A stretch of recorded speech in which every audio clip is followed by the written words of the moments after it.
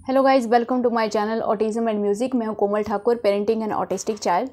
और आज गाइस मैं कुछ ऐसे टिप्स आप लोगों के साथ शेयर करूंगी जिनको आप अपनी डेली रूटीन में बहुत इजीली फॉलो कर सकते हैं। और काफ़ी सारे जो ऑटिज़म के इश्यूज़ होते हैं उनको हम लोग डेली रूटीन में ही सॉल्व कर सकते हैं। और बच्चों को कुछ गुड हैबिट्स जो हैं वो हम लोग अर्ली एज से ही स्टार्ट कर सकते हैं, ताकि आगे जाके वो उन हैबिट्स में बिल्कुल परफेक्ट हो जाएं। तो इसमें सबसे पहला पॉइंट मैं आप लोगों के साथ ये ज़रूर बोलना चाहूँगी गाइस कि कभी भी प्री अज्यूम ना करें कि हमारे बच्चे जो हैं वो ये काम नहीं कर सकते हैं। अगर आपको लग रहा है कि अभी जो मेरे बच्चे की एज है इसमें मेरा बच्चा ये काम कर सकता है, तो आपको उसके लिए ज़रूर ट्राई करना चाहिए।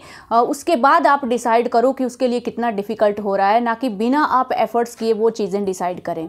तो इसमें होता क्या है, हम इसमें काफ़ी सारी चीज़ें जो हैं वो उनमें डिले कर देते हैं। लाइक जो हमारी डेली रूटीन के रिगार्डिंग होती हैं, लाइक जिसमें साफ़ सफाई, बच्चे को खुद की सफाई कैसे रखना है, अपना सराउंडिंग किस तरह से जो है वो साफ़ करना है, या अपना जो खुद का खाना पीना है, या टॉयलेट ट्रेनिंग है, या कपड़े पहनना है। तो ये सारी चीज़ों में हम लोग डिले हो जाते हैं। तो आप इनको टाइम से स्टार्ट कर दीजिए, क्योंकि इनमें कुछ भी सुनने या समझने जैसा कुछ नहीं होता है गाइस। ये सिंपल इमिटेशन स्किल्स होती हैं जिनको बच्चा काफ़ी टाइम प्रैक्टिस करने के बाद धीरे धीरे उनमें ईजिली परफेक्ट हो जाता है, जैसा कि आप आज अर्नब को देखते हो। तो इसमें आपको कुछ भी अलग से एक्टिविटीज़ करने की ज़रूरत नहीं होती हैं। लाइक जब भी बच्चा बाहर से आता है तो आप सीधे खुद भी हैंड वॉश करने जाएं और बच्चे को सीधे आप वॉश बेसिन में ले जाएं, ताकि बच्चे को ये हैबिट पड़े कि जब भी हम लोग बाहर से आते हैं तो सीधा हम लोगों को हैंड वॉश करने होते हैं। खुद से बच्चे को आप जो है वो सोप जो हैंड वॉश होता है वो लेने दीजिए। प्रेस करने में उनको बहुत मज़ा आता है, इंजॉय भी करते हैं। लाइक आप खुद उनके सामने हैंड वॉश करेंगे ताकि आप बच्चा आपके हैंड्स की जो है वो मूवमेंट देख सके, टू प्रमोट इमिटेशन स्किल, ताकि वो इमिटेशन स्किल के साथ ही हैंड वॉश करना सीख जाए। उसमें कुछ वर्ड्स आप यूज़ कर सकते हो या कुछ प्ले उसमें यूज़ कर सकते हो। लाइक बच्चों को बबल से खेलना बहुत अच्छा लगता है, तो स्टार्टिंग में मैंने अर्नब को वैसे ही स्टार्ट किया था कि बबल बनाओ। होता क्या है कि बच्चे समझते नहीं हैं, अगर सीख भी जाते हैं तो सिंपली वो साबुन ऐसे ऐसे रब करते हैं और पानी से धो देते हैं, तो प्रॉपरली हैंड वॉश करना नहीं सीखते हैं। तो मैंने अर्नब को बबल इंट्रोड्यूस करवाया ताकि वो थोड़ा सा टाइम स्पेंड करे। उसको पता है कि बबल कब बनता है, जब मैं ज़्यादा से ज़्यादा हैंड्स को रब करता हूँ तब बबल्स बनते हैं। तो इसलिए ताकि सोप ज़्यादा देर तक उसके हैंड में रहे और अच्छी तरह से जो है वो जर्म्स जो है वो क्लीन हो जाएं, तो इसके लिए मैंने ये टेक्निक यूज़ की थी। तो आपको भी इस तरह से आपको खेलना सिखाना है बच्चे को, तो बच्चा उसमें इंटरेस्ट भी लेगा डेली और प्रॉपरली अपने हैंड्स को वॉश करना सीख जाएगा। तो ये सब चीज़ें हम लोग नहाते टाइम बच्चों को इंट्रोड्यूस करवाते हैं। जब भी अर्नब को छोटा था तो आप लोग भी ये चीज़ें करते हो, जब बच्चे नहाते हैं तो हम लोग उनको बबल बनाना सिखाते हैं, तो बच्चे उस टाइम पे वो कॉन्सेप्ट सीख जाते हैं कि बबल क्या होता है। तो उसी चीज़ को आपको आगे यूज़ करना है उसका इंटरेस्ट बढ़ाने के लिए। तो इस तरह से वो इंडिपेंडेंट हैंड वॉश करना सीख गया और इतने अच्छे तरीके से उसको वो हैबिट हुई कि बाद में कुछ मंथ्स के बाद मुझे बोलने का बिल्कुल ज़रूरत नहीं पड़ा। आज वो ऑटोमेटिकली जब भी बाहर से आता है तो वो बैठता भी नहीं है, सीधे वो वॉश बेसिन में जाके अपने हैंड वॉश करता है और पहले सुसु जाता है। बिकॉज वो हैबिट भी डाला है कि जब भी बाहर से आना है तो पहले सुसु करो, फुट पे पानी फेंको और हैंड वॉश करो। तो ये सब चीज़ें वो ऑटोमेटिकली करता है। यहाँ रख दो और आप बाहर जाओ, नेक्स्ट ले लो कार्ड्स। तो ये सब चीज़ें वो ऑटोमेटिकली करता है गाइज। तो ये चीज़ों में उसको ये ऐसा बिल्कुल भी नहीं है कि उसको वो कॉन्सेप्ट पता है कि जर्म्स क्लीन होते हैं, ले लो और बाहर जा लो। तो ऐसा बिल्कुल नहीं होता है गाइस कि उनको वो चीज़ें समझ में आती हैं, बट सिंपली वो उस चीज़ को फॉलो करने लग जाते हैं, क्योंकि उनको एक सनक होती है, जुनून होता है कि जो चीज़ मैं डेली करता हूँ वो मुझे करना ही है। तो इसी चीज़ को हम लोग पॉजिटिव वे में यूज़ करेंगे उसके बेनिफिट के लिए। तो ये उसका परमानेंट प्रोटोकॉल बन गया, बाहर से आके हैंड वॉश करना है, सुसु करना है। उसी तरह से फर्श पे अगर वो कचरा बिखराता है तो मैक्सिमम टाइम हम लोग क्या करते हैं, हम लोग खुद साफ कर देते हैं। हम लोग अपने बच्चे को स्टार्टिंग में ये समझाने की कोशिश ही नहीं करते हैं कि तुमने कचरा फैला दिया और इसको साफ़ करने की ज़रूरत है। तो धीरे धीरे जैसे ही वो कचरा फैलाता तो मैं उसी के हैंड में झाड़ू देके उसको मैंने झाड़ू लगाना सिखाया, और कुछ टाइम बाद वो चीज़ भी बहुत अच्छे से रिफ्लेक्ट हुई। जब भी वो कचरा डालता तो वो अपने आप झाड़ू लेके उस चीज़ को साफ़ कर देता था। तो इस तरह से हर रॉन्ग एक्टिविटी के बाद जब आप उसको एक प्रॉपर वे बार बार बार सिखाओगे तो वो समझ जाएगा कि ये काम करने के बाद मुझे क्या करना है, और बच्चे इजीली उस चीज़ को फॉलो करते हैं। उसी तरह से अगर घर पे भी अगर वो कुछ रैपर यूज़ करता है, टॉफ़ी खाता है, चॉकलेट खाता है, तो उसी के हैंड से आपको वो रैपर जो है वो डस्टबिन में डलवाना है, ना कि वो इधर उधर फेंके। और अगर उसने रैपर को नीचे फेंक दिया है तो आप उसको बोलोगे कि आप उसको उठाओ और उसको डस्टबिन में डालोगे। तो जितना फ्रीक्वेंटली आप ये चीज़ें करते हो तो बच्चा समझ जाता है कि मुझे ये चीज़ नीचे नहीं फेंकनी है, मुझे क्या करना है। उसको जस्ट हैबिट हो जाती है कि मम्मी बार बार मुझे उठाने को बोलती है तो मुझे उठाना है। तो इस चीज़ का भी बेस्ट रिजल्ट मुझे ये मिला था कि जब भी अर्नब बाहर रोड पे भी अगर टॉफ़ी खा रहा है तो वो रोड पे भी रैपर नहीं फेंकता था। इवन मैंने उसको हैबिट डाला, अगर डस्टबिन है तो डस्टबिन में फेंकेगा, अदरवाइज़ वो अपनी पॉकेट में डाल लेता है और घर पे आके डस्टबिन में डालता है। स्कूल में भी मुझे इतना अच्छा लगता है कि उसको बोलने का बिल्कुल ज़रूरत नहीं पड़ता है, वो अपने आप से डस्टबिन में डाल देता है। तो इस तरह से आप देख रहे हो कि ये चीज़ें मैंने बार बार की हैं, तो उसके बाद वो उन चीज़ों में परफेक्ट हो गया। सेम खाना खाने वाली हैबिट है गाइस, गंदे होते हैं, गंदे होने दीजिए, आप उनको अपने आप खाना खाने दीजिए। इसके लिए रिकमेंड करूंगी चेयर टेबल आप यूज़ कीजिए, गंदे होने दीजिए, तो उसमें कोई प्रॉब्लम नहीं है। धीरे धीरे वो परफेक्ट पोजीशन आ जाती है स्पून की और अपने आप इंडिपेंडेंटली खाना पसंद करते हैं। आप उनको सिखाइए, वो करेंगे, ज़रूर करेंगे। और खाना खाने के बाद उन्हीं को बर्तन जो है वो सिंक में डालने को बोलो। तो उस कुछ टाइम बाद आप जब देखोगे कि जो चीज़ें आपने स्टार्ट की हैं, बच्चा इंडिपेंडेंटली बिना आपके बोले उनको डेली एक रोबोट की तरह फॉलो करता है। तो काफ़ी लोग पूछते हैं कि ये चीज़ों के लिए आपने अलग से क्या एक्टिविटीज़ की हैं। मैंने बिल्कुल नहीं की हैं गाइस, इनको मैंने डेली रूटीन में शामिल किया और टाइम के साथ वो इन चीज़ों में इंडिपेंडेंट हो गया, जिसमें से खाना खाने की जो हैबिट आपने देखा है वो भी उन्हीं चीज़ों में इंक्लूडेड है, बिकॉज बहुत टाइम से वो चीज़ें ये फॉलो कर रहा है।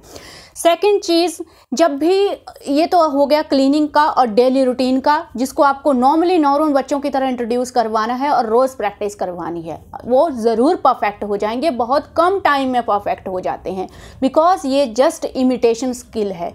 इसमें सुनने समझने या लैंग्वेज जैसा कुछ भी नहीं होता है। तो ये जो मिथ है अपने दिमाग से आप निकाल दीजिए कि ये सुनेंगे, समझेंगे, बोलेंगे तभी ये चीज़ें आएंगी। तो नेक्स्ट है गाइस नेम रिस्पॉन्ड। इसके लिए भी मैंने कभी अलग से एक्टिविटी नहीं की है गाइस, इसको आप डेली रूटीन में ही शामिल करेंगे। जितनी बार आप अपने बच्चे के साथ कम्युनिकेट करते हो, जितनी बार भी आप उसे बुला रहे हो, जितनी बार भी उसके साथ काम कर रहे हो, आपको हर बार उसका नाम लेके ही करना है। अर्नब इधर आओ, अर्नब ये लगाओ, अर्नब ये करो। जितना बार आप उसका नाम लोगे उतनी बार उसके दिमाग में वो चीज़ चली जाती है कि अर्नब मेरा नाम है और मुझे ही बुलाया जा रहा है।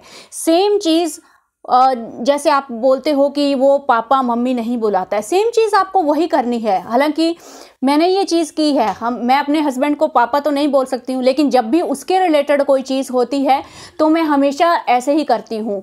पापा अर्नब ये कर रहा है, पापा अर्नब देखो क्या कर रहा है, अर्नब ने ये कर दिया, पापा अर्नब के साथ जाओ। तो धीरे धीरे उसको पता लग गया कि पापा कौन है और अर्नब कौन है।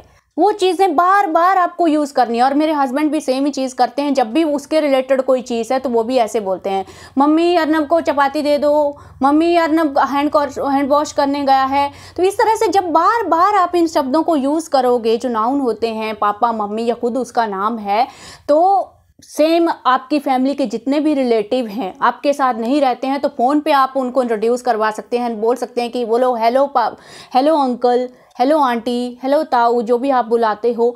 इस तरह से ये चीज़ें डेली रूटीन में ही इंक्लूडेड होती हैं और इन्हीं चीज़ों से बच्चा बहुत अच्छे तरीके से सीखता है, क्योंकि डेली प्रैक्टिकल वे में वो चीज़ कर रहा है। मुझे ये चीज़ बिल्कुल पसंद नहीं है कि ये वाला जो चीज़ है नेम रिस्पॉन्ड, इसको हम लोग किसी एक्टिविटी से सिखाएं, बैठ के सिखाएं। मुझे लगता है तब वो चीज़ वहीं तक लिमिटेड रह जाती है, एक्टिविटीज़ तक ही, कि जब मैं एक्टिविटी कर रहा हूँ तभी मुझे नेम रिस्पॉन्ड देना है, नहीं। इसलिए मैंने इसके लिए कभी भी अलग एक्टिविटी नहीं करवाई, उसको डेली रूटीन में मैंने ये चीज़ इंक्लूड की। इससे मुझे बेनिफिट ये हुआ कि उसका जो अटेंशन है हम लोगों को इमीडिएट मिल जाता है जब भी हम उसको बुलाते हैं। तो और वो ईजिली सीख गया, सब रिलेटिव के जो भी नाम थे हमारे उसको पता है, पापा को पापा बोलता है, मम्मी बोलता है। तो धीरे धीरे बाद में वो समझ गया, बिकॉज मैं बोल रही हूँ पापा, तो वो भी समझ गया कि ये पापा हैं। अब घर में 3 ही लोग हैं तो अगर आप ऐसा करोगे कि हाँ अपने हस्बैंड को आप कभी भी ये नाम से नहीं बुलाओगे तो बच्चा कैसे समझेगा कि वो पापा हैं। खुद तो वो बोलता नहीं है और ना ही वो इस कंडीशन में है कि आपके समझाने से समझ जाए कि ये पापा हैं और इनको पापा बोलो। नो, वो तभी समझेगा जब कोई दूसरा सेम नाम से उनको बुलाएगा, तभी वो समझेगा कि ये बंदा जो है वो, इसको मुझे पापा बोलना है। बिकॉज वो रिलेशनशिप नहीं समझते हैं कि मैं बेटा हूँ ये पापा हैं, नहीं, उनको जस्ट एक लेबलिंग समझ में आ जाती है कि ये जो आदमी है इसको मुझे पापा बोलना है और इसको मुझे मम्मी बोलना है। अगेन ये एक इमिटेशन स्किल है जो बार बार सुनने के बाद अपने आप दिमाग में बैठ जाती है कि मम्मी पापा बोलती है तो मुझे भी पापा ही बोलना है। ऐसे बच्चे भी मैंने ऑटिस्टिक देखे हैं जो अपनी माँ का डायरेक्ट नेम लेके ही उनको बुलाते रहे 1 साल तक। क्यों?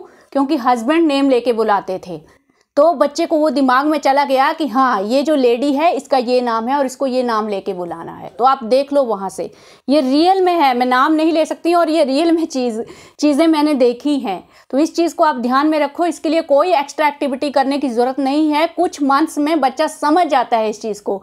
बस वो वर्ड जो है वो बार बार उसके मुंह के सामने और उसके कानों में वो शब्द पढ़ना चाहिए, ताकि, और ये चीज़ डेली रूटीन में ही कवर होनी चाहिए। लाइक नॉर्मल किड्स बहुत अच्छे तरीके से सीखते हैं और नेम रिस्पॉन्स बहुत अच्छे से आ जाता है और धीरे धीरे आई कांटेक्ट भी आने लगता है। अटेंशन बहुत अच्छे से आती है इस चीज़ से, अगर आप डेली रूटीन में इसको कवर करते हो। थर्ड है गाइस, जब भी हर चीज़ का आपको एक फ़िक्स टाइम बनाना होता है, उनके खाने पीने का फ़िक्स टाइम, उनके सोने का फ़िक्स टाइम, उनके घूमने का फ़िक्स टाइम, उनके पढ़ने का फ़िक्स टाइम, उनका जो फ्री टाइम है उसके लिए फ़िक्स टाइम, हर चीज़ का एक फ़िक्स टाइम बनाना होता है। जिससे क्या होता है कि एक जो हमारी ऑटिज़म लाइफ होती है इस चीज़ से ईजी हो जाती है, क्योंकि बच्चे जो हैं वो ऑटिस्टिक बच्चे जो हैं वो रूटीन फॉलो करना पसंद करते हैं और इसमें कोई बुरी बात भी नहीं है। हम तो खुद एक नॉर्मल पर्सन होके हम लोग चाहते हैं कि हम लोग पूरी फिक्स रूटीन फॉलो करें, फिर भी नहीं कर पाते हैं। लेकिन ऑटिस्टिक बच्चों के लिए ये इजी होता है। अगेन उनमें एक जुनून सा होता है कि मुझे ये काम अभी ये टाइम हो गया है तो मुझे यही करना है। और अर्नब में भी ये चीज़ बहुत ज़्यादा है, फिक्स रूटीन।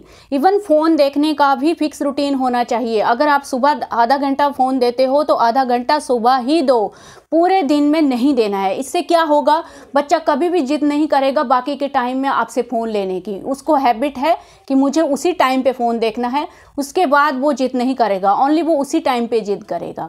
तो इससे क्या है कि जो और फिक्सेशन है वो रिड्यूस हो जाती हैं, काफ़ी बिहेवियर इशू रिड्यूस हो जाते हैं और एक्टिविटीज़ जो डेली रूटीन है उसके लिए बच्चे बहुत ही ईजिली कंफर्टेबल हो जाते हैं उनको फॉलो करने के लिए। तो हमें वही है कि मेहनत नहीं करनी पड़ती है अलग से, फिर उनको मनाओ। तो वो स्टार्टिंग में इस चीज़ के लिए टाइम लगता है, रूटीन फिक्स करने में उनके दिमाग में जाता है कि मेरी ये रूटीन है, लेकिन उसके बाद आपको खुद को ही ईजी होगा। नेक्स्ट है गाइस, जब भी उनसे हम लोग बात करते हैं तो एवरी टाइम आपको ऐसा नहीं करना है कि मतलब इग्नोर करो। मतलब कई बार क्या होता है कि हम लोग पूरा दिन थक जाते हैं तो ज़्यादा हम लोग बात करना प्रेफर नहीं करते हैं, बोलना भूल जाते हैं। तो हर टाइम में उनको क्या करना है, आपको पूरा दिन बोलते तो रहना ही है, लेकिन 2 से 3 बार आपको बोलना होता है। अभी भी कभी कभी ऐसा होता है कि अर्नब किसी चीज़ में अगर लॉस्ट है तो मुझे 2 से 3 बार बोलना पड़ता है। तो ज़्यादा गुस्से से नहीं बोलना है, धीरे लैंग्वेज में आप नॉर्मली बात कीजिए। और जब भी आप बोल रहे हो, उनका नाम बुला रहे हो, तो 2 से 3 बार आप ट्राई कीजिए गैप में, ताकि वो सुने। नेक्स्ट है गाइस, अगर बच्चे किसी चीज़ से डरते हैं, लाइक जो ओवर सेंसिटिव बच्चे जो होते हैं सेंसरी इश्यूज़ की पॉइंट ऑफ व्यू से, तो उनको जैसे शोर से डर लगता है या मतलब बच्चों को भीड़ से, उन बच्चों को जैसे डर लगता है, तो उसमें आप लोग क्या करोगे? तो उस केस में आप लोगों को कभी भी ऐसा नहीं करना है कि आपको सिचुएशन पता चल जाती हैं कि ये सिचुएशन से मेरे बच्चे को प्रॉब्लम हो रही है, तो ये सिचुएशन से हम लोग कोशिश करते हैं कि उस सिचुएशन से बच्चे को बिल्कुल अलग रखने की कोशिश करते हैं। उससे वो सेंसरी इशू जो हैं वो और ज़्यादा बढ़ते जाते हैं, ना कि वो सॉल्व होते हैं। उन बच्चों को धीरे धीरे हम लोगों को वो नॉइस और जो भीड़ है उसका हैबिट धीरे धीरे डालना पड़ता है। उसके लिए आप टाइम डिसाइड कर सकते हो। स्टार्टिंग में बहुत थोड़े टाइम के लिए आप रखो, जितनी देर बच्चा टॉलरेट कर पा रहा है, उसके बाद उस एनवायरनमेंट से आप उसको बाहर ले जाओ। अगर भीड़ में हो, आपको लग रहा है कि अब कुछ टाइम के बाद बच्चा टॉलरेट अभी नहीं कर पा रहा है, तो थोड़ी देर के बाद आप बाहर ले जाओ। उसी तरह से अगर उसको नॉइज़ से डर लगता है तो धीरे धीरे आपको वो नॉइज़ जो है वो ईयरफोन्स के साथ थोड़ा थोड़ा साउंड में इंट्रोड्यूस करवाना है, ताकि टाइम के साथ वो हैबिट हो और वो जो ओवर सेंसिटिव सेंसरी इशू है वो धीरे धीरे कम हो, ना कि परमानेंटली बच्चे को उन सिचुएशन से दूर कर देना है। तो वो कभी भी सोल्यूशन नहीं होगा, बाद में और ज़्यादा प्रॉब्लम होगी और बहुत वायलेंट तरीके से बच्चे उन चीज़ों को रिएक्ट करेंगे, बिकॉज आपने वो हैबिट ही नहीं डाली। तो उन चीज़ों से दूर नहीं भागना है गाइज। थोड़ा कष्ट होता है, आई कैन अंडरस्टैंड, बट तरीका यही है कि धीरे धीरे टाइम स्पैन उनका बढ़ाया जाए उन चीज़ों के लिए। तो यही ओवर सेंसिटिव बच्चों के लिए सबसे बढ़िया रहता है। एंड कुछ भी आप लोग अगेन अगर कुछ भी चेंज कर रहे हो तो धीरे धीरे, अगर लाइफ डेली रूटीन में कुछ भी चेंज है तो कोशिश कीजिए कि थोड़ा सा हम लोग पहले से उनको प्रिपेयर करके रखें। और एक और इम्पॉर्टेंट ट्रिक गाइस, आप लोग हमेशा पूछते हो कि अर्नब में सोशलाइजेशन कहाँ से आया, या जो आउटर वर्ल्ड है, एनवायरनमेंट है, जब भी बाहर जाते हैं तो वो इतना ज़्यादा उसमें इंटरेस्ट कैसे लेना स्टार्ट किया। इसके लिए बहुत ही परफेक्ट और बढ़िया तरीका आपको मैं बताऊंगी गाइस। बहुत अच्छा वे है ये है कि जब भी आप बाहर जाते हो, जब भी आपको लग रहा है कि मेरा बच्चा किसी चीज़ को देखकर खुश हो रहा है, किसी चीज़ में उसको इंटरेस्ट आ रहा है, तो इमीडिएटली उस चीज़ की आप क्लिप बना लो, यानी कि वीडियो बना लो। और उन वीडियोस को आप इंस्टाग्राम पे पर्सनल अकाउंट, अगर आप पब्लिक नहीं करना चाहते तो पर्सनल अकाउंट में आप डाल दीजिए। और बार बार घर में जाके जब भी आपको लग रहा है मेरे बच्चे का मूड बिल्कुल ख़राब है, एकदम परफेक्ट इलाज है ये मेल्टडाउन या एग्रेशन जब भी होता है, वो वीडियोज़ आप अपने बच्चे को दिखाओ। उससे दूसरा बेनिफिट ये होता है कि बच्चे का इंटरेस्ट बहुत अच्छे से आता है उसमें, उस टॉपिक के बारे में जब आप बात करोगे, जब वो वीडियो देख रहा है तो बच्चा सीखने की भी कोशिश करता है और लैंग्वेज भी बहुत अच्छे से इम्प्रूव होता है, क्योंकि वो चीज़ सच में उसने की है, वो खुद को देख रहा होता है वो चीज़ को करते हुए। और नेक्स्ट टाइम जब सेम एनवायरनमेंट में आप बच्चे को लेके जाते हो तो आप देखोगे कि पहले से ज़्यादा इंटरेस्ट लेने लगता है बच्चा सेम एनवायरनमेंट में। तो ये चीज़ मेरे लिए बहुत अच्छे से काम की है। आज भी मेरे पास इंस्टाग्राम में आप देखते हो इतनी सारी क्लिप्स हैं और अर्नब लगभग डेली उन सबको देखता है और उसको सब पता है हर वीडियो में मैं कहाँ गया था, क्या किया था। और मतलब खुद से जब वो देखता है तो अपने आप ही वो बोलने लगता है कि हाँ अर्नब ये कर रहा है, ये कर रहा है, पापा ये कर रहे हैं, मम्मी ये कर रहे हैं।